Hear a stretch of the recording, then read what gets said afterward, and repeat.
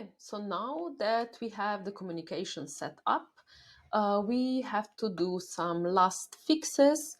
I noticed one thing, for example, the slider and the input field are behaving normally, like they are both updating. If I'm sliding, it's updating the input, and if I'm changing the input, it's updating the slider. But in a special use case, for example, if I copy like a big number bigger than the maximum, which is 10, and I paste it in here, what happens? We basically check if the value is bigger than max for the input field and set it to nothing. But we still send a message to the slider with this big number, and the slider updates to the maximum.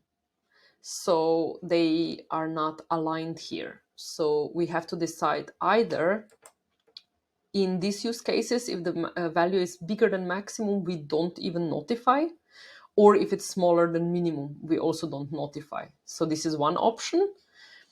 So this is, we can do like this. We just say if this condition is met, we just return and don't execute anything else. And if this condition is met, we also just return this. Basically, we set input value to be empty string and then return exit from the function.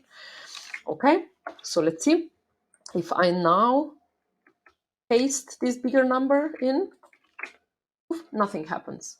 So this one is set to empty string and the slider is not notified. So this is one option that we can do. And another option is that we do notify, but we also say that we will set this to the max. If this condition is met, we set it to the max. And if this condition is met, we set it to the min, and then we notify. So in this scenario, we would paste this bigger number than the max, than our max, which is 10. Poof, and then they would both be set to maximum. So we can decide what we want. If we don't do this, so let's go back.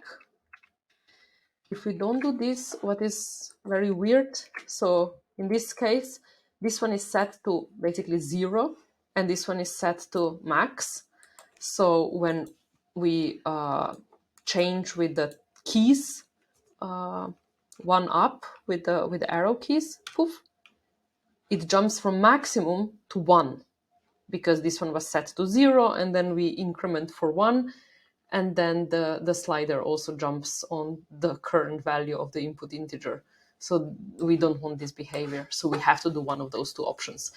So which one should we choose? It would be nice if I could hear your feedback. I personally think that we should basically set this to max and this one to min, and then the behavior is this one. So if we have a bigger number, then we set both to the max. If we have smaller, then we basically set both to 0 or to the minimum, whatever is the minimum. So, okay, this is this little refinement.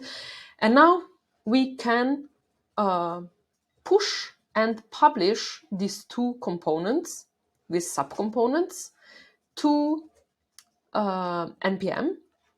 And then we can stop locally linking them, but instead we can normally install them with npm install from the npm itself.